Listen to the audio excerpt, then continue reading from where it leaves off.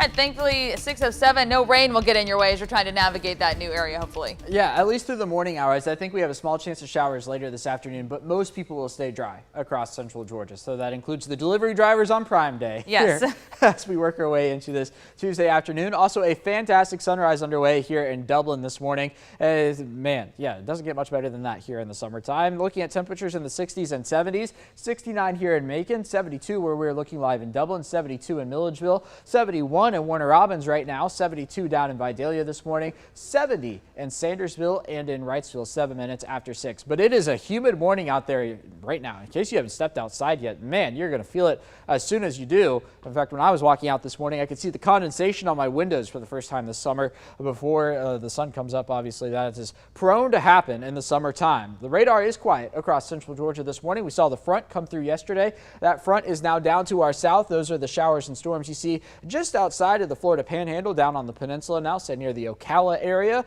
and then off the Atlantic coast there, over off the Charleston and Wilmington seaboards. Now over in Oklahoma, they've got a small storm system out there. That's going to stay out there. Not going to be a concern for us here in the morning or through the afternoon or at all for that matter. So today we are going to remain mainly dry here by the noon hour, maybe mixing in a few showers later this afternoon. I think Future View is overdoing it here. But still, nonetheless, a heavy downpour or two will be possible across central Georgia. Notice we're not talking about storms, though, and really not going to be talking about storms tomorrow either. Again, like today, I think Future View is overdoing it a bit in terms of how much activity we see through the afternoon. Temperatures, though, not overdoing it on that front, headed into the mid-90s both today and tomorrow across the area.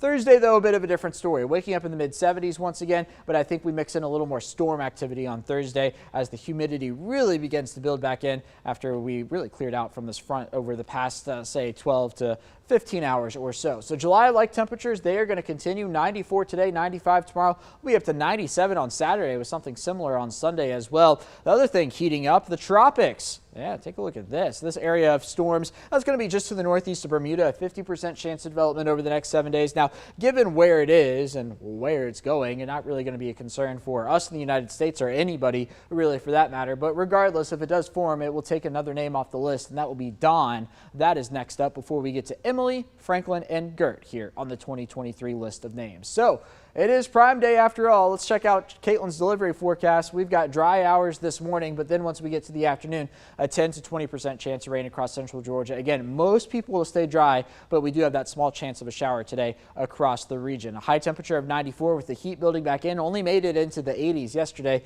Sunrise this morning at 6:35. Then for tonight, the Macon Bacon back in town. It is going to be a warm evening out there at Luther Williams Field. First pitch is at 7 p.m. Just before that at 6, looking at a hot afternoon. A temperature of 90, 8 p.m. 88, 10 p.m. a few clouds with 81 the temperature then. Here's your 7-day forecast. So a hot stretch of days here in central Georgia with rain chances on the increase. By the time we get to the end of the week, that's going to be Thursday with a 30% chance of not just showers, but also storms mixed back into the picture. That's going to last through Friday and the weekend as well. 97 the high for Saturday and Sunday. But Caitlin, I think those heat index values for the weekend could easily be 105 plus.